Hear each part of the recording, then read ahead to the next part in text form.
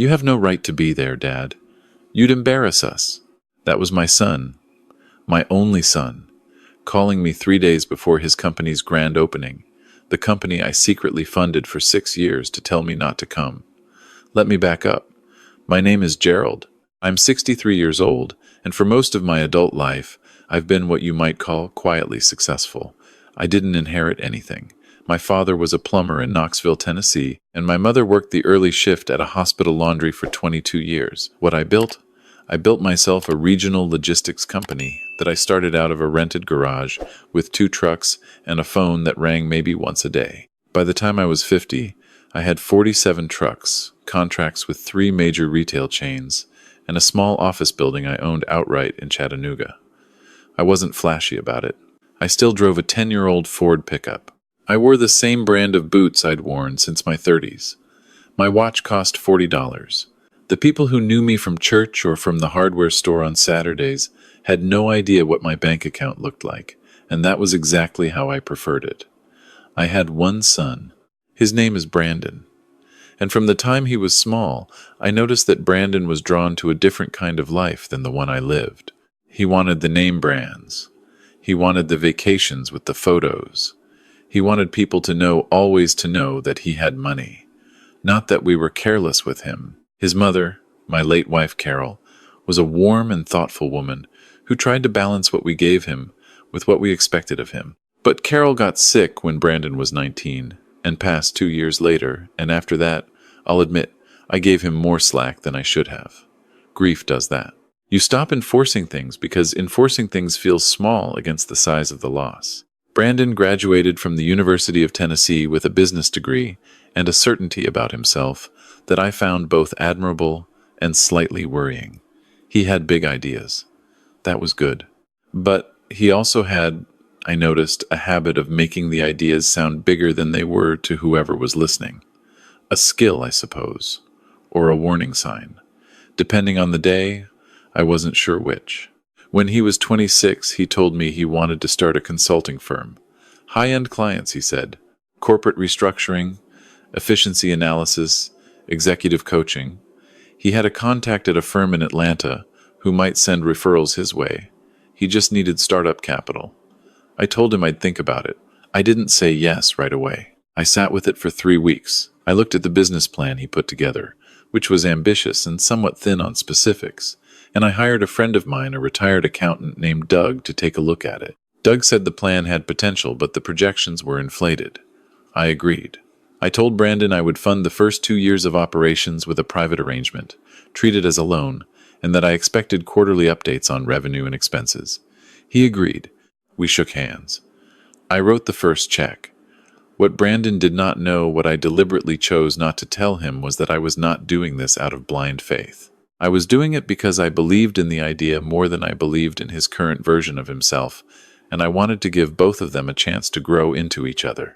Over the next 6 years, I put in a total of $480,000, not all at once. Some years more, some less. There were 2 periods where I was close to stopping. Once, when I discovered he'd hired a friend with no relevant experience because the friend's family was connected, and once when a quarterly report arrived 3 months late and was clearly incomplete. Both times I flew to Atlanta, sat down with Brandon face to face, and told him plainly what I saw and what I expected. He always listened. He always agreed. He always seemed, in those moments, like the son I was raising him to be. What I didn't know was that he was telling people I was an investor, not his father. An investor, a silent backer. He was letting the business world of Atlanta believe he'd built the thing himself from personal savings and a small angel round. I found this out by accident. A man I met at a conference in Nashville mentioned that he'd heard of Brandon's firm and knew it had launched bootstrapped, no family money. He said it admiringly. I smiled and said nothing. I thought about it for a long time afterward. I told myself it was probably vanity. Young men want to seem self-made. I understood that impulse. I'd felt it myself, though I'd never acted on it that way. I decided to let it go. The business was growing. The loan repayments had started coming in. Not always on schedule, but coming.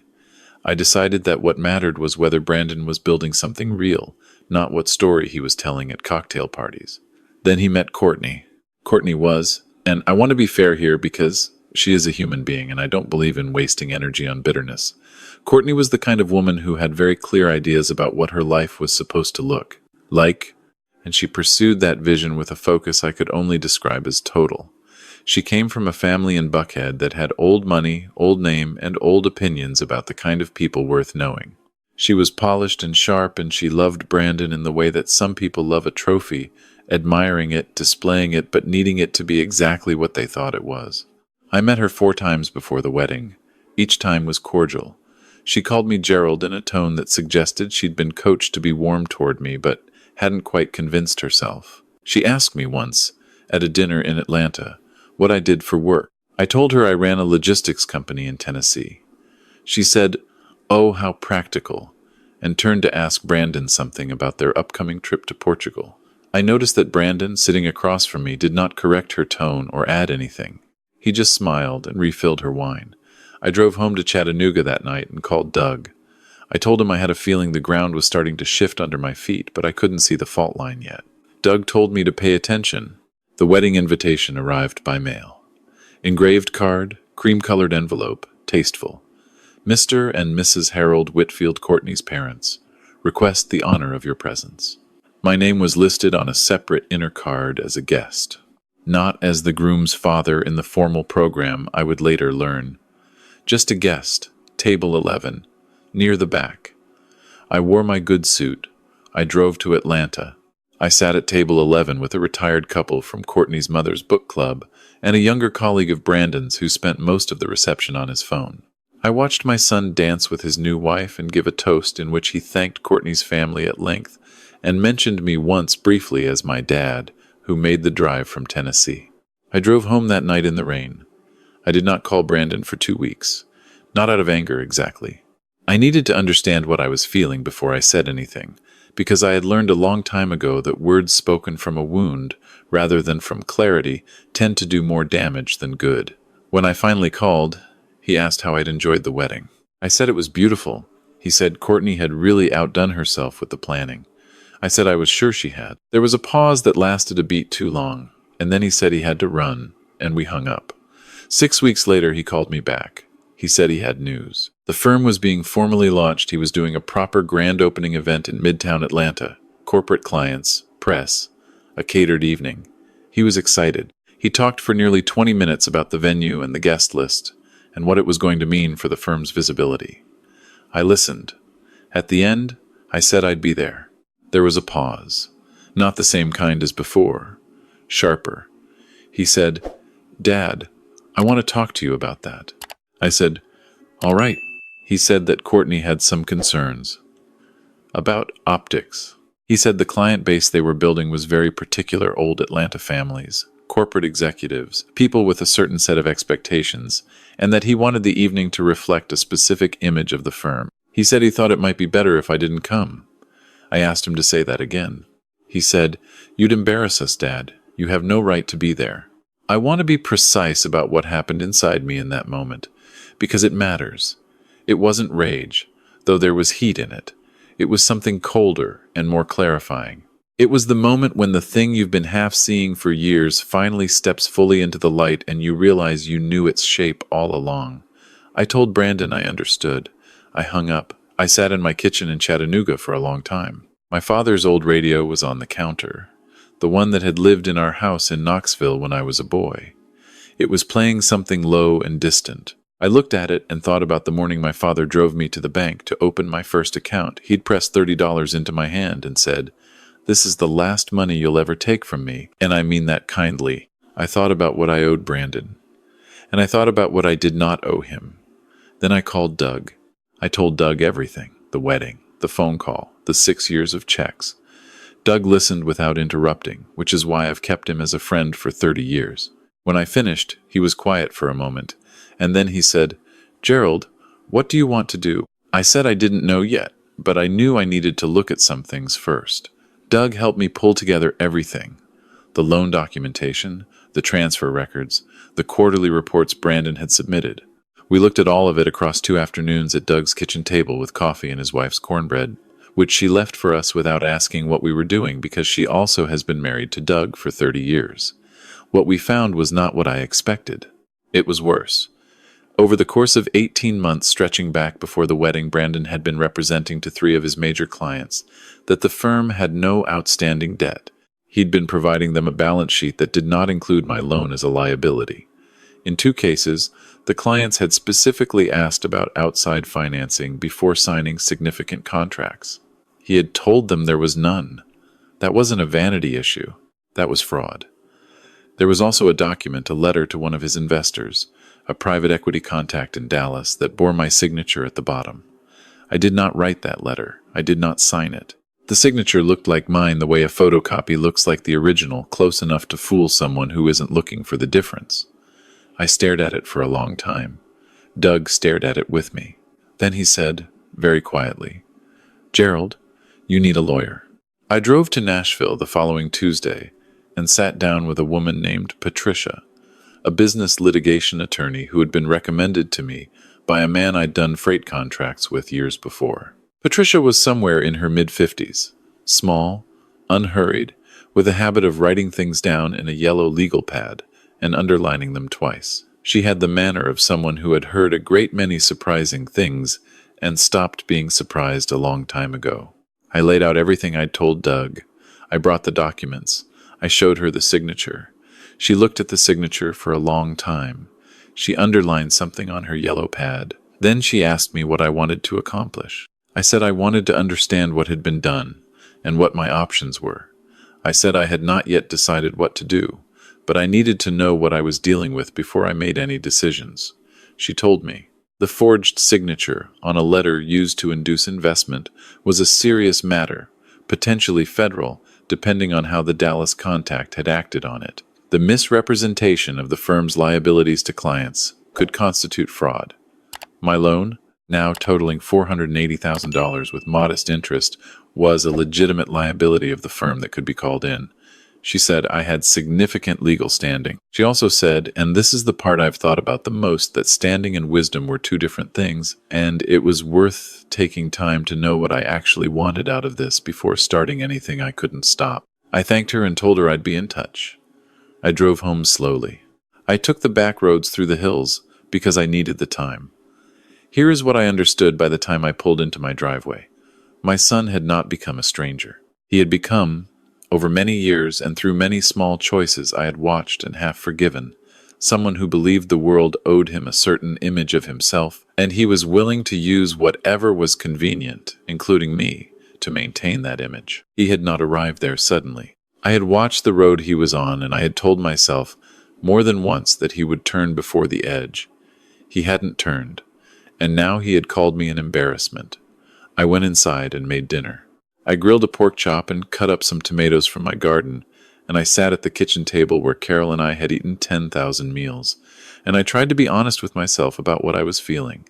I was grieving. That's the plain truth. Grieving the son I'd hoped he was becoming. Grieving the version of this story where the grand opening would have been something I drove to with pride and stood in the back watching, not needing acknowledgement, just glad to see what he'd built. That was the story I'd been funding, the one that turned out to be fiction.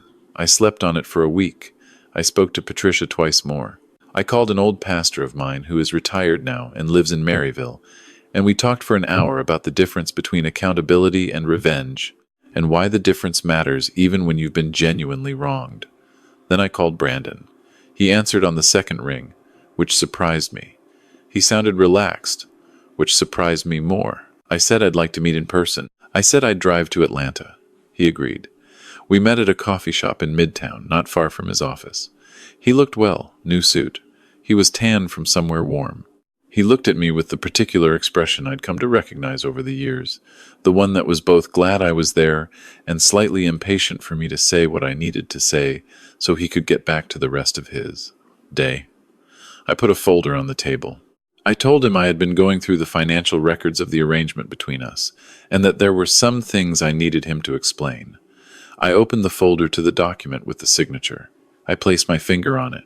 I said, "I didn't write this letter, son, and I didn't sign it." I watched his face. What I saw was not guilt exactly, not immediately. What I saw first was calculation. He was deciding something. And then, When he saw from my face that the calculation didn't have a favorable outcome, the mask shifted, and what was underneath was smaller and younger than the man who'd been sitting across from me. He said he could explain. I told him I was listening. What followed was 35 minutes, during which he told me several things that were partially true, arranged to suggest an interpretation that was mostly false. The letter, he said, had been put together quickly. There had been a miscommunication with his assistant. He'd been meaning to follow up. The investor in Dallas hadn't acted on it in any significant way. No one had been harmed. He said the loan situation on the balance sheets was an accounting issue that his bookkeeper had flagged and was being corrected. He said I was looking at snapshots of a process that was in motion and drawing conclusions that weren't fair. He was convincing. He'd always been convincing.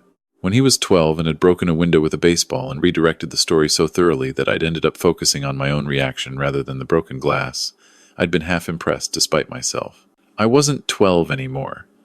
I let him finish. I thanked him for explaining. I closed the folder.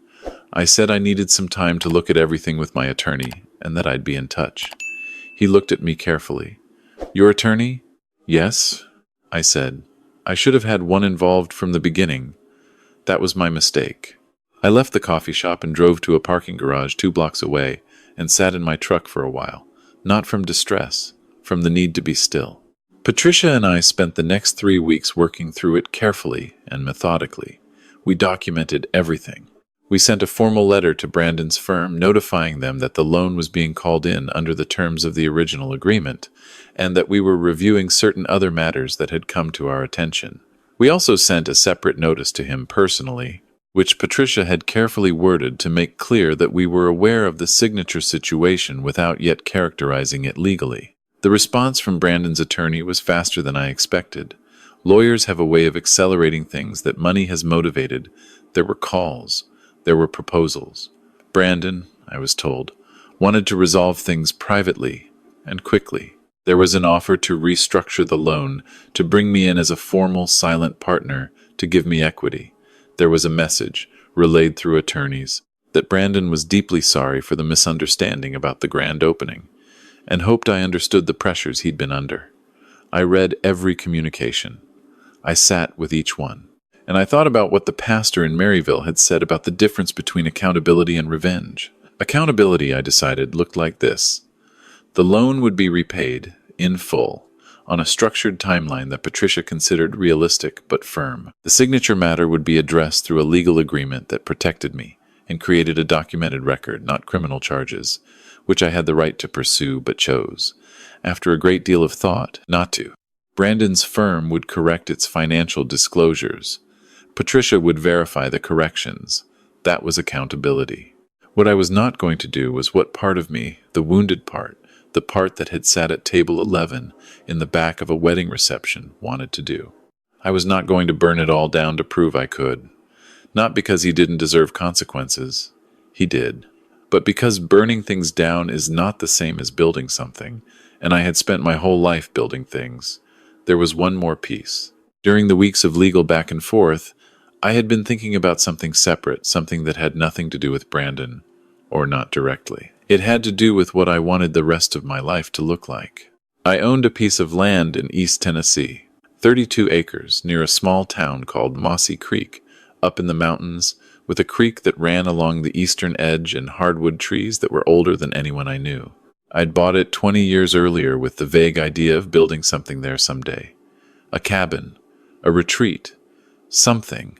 I'd also been reading, over the past couple of years, about a program run through a local foundation that helped young people from low-income families in rural Tennessee get access to trades, training, electricians, mechanics, HVAC technicians, plumbers, practical skills, the kind my father had, the kind that meant you were never entirely without options. The foundation had been looking for a site to build a residential training facility, a place where young people from the surrounding counties could live while completing their programs. They needed land, and they needed a building. I called the foundation director a woman named Renee, who had the directness of someone who'd been making things happen with too few resources for too long, and I told her I might have something that could help. We met at the land on a Tuesday in October, the trees just starting to turn, the creek running high from a week of rain. She walked the property with me for 2 hours. She asked good questions. She took notes. She looked at the creek and the tree line and the flat section near the southern end where a building could sit, and she said very quietly, "This could be something real." I told her I thought so too. The legal transfer of the land took 4 months. Patricia was involved, and a real estate attorney, and the foundation's own counsel. I set it up as a charitable gift with deed restrictions ensuring it would remain in educational use. It would have been worth, on the open market, somewhere between $600,000 and $800,000, depending on how you valued the timber. I didn't sell it. I gave it. I was not expecting what happened inside me when the paperwork was final, and Renee called to tell me the board had formally voted to name the facility. She said they'd like to call it the Carol May Holloway Training Center, after the name I'd given her when she asked if there was someone the land should honor. I said that would be fine. Then I put the phone down and sat in my kitchen for a long time with my father's old radio on low, and I thought about the plumber from Knoxville who had given me $30 and called it the last money I'd ever take from him, meaning it with love. What I'd built myself. What I'd given freely. What I'd lost, I was still working on understanding the shape of that. Brandon and I still speak. Not often, and not with the ease that I spent a long time hoping we'd find. The loan repayment is on schedule. Patricia checks in quarterly. He is still building his firm, and as far as I can tell, he is doing so now on more honest terms. Whether that is because of what happened between us, or simply because he got older and smarter, I genuinely don't know. I hope it's both. Courtney sends a card at Christmas. It is always tasteful. I was not invited to the grand opening. By the time it happened, I had stopped expecting to be, and the wanting had faded into something more like clarity. They raised a glass somewhere in Midtown Atlanta to the firm's future, and I was in Mossy Creek, walking the land with Renee and the architect she'd brought in to look at the site, watching them point at the flat section near the southern end and talk about what could be built there. The creek was running clear.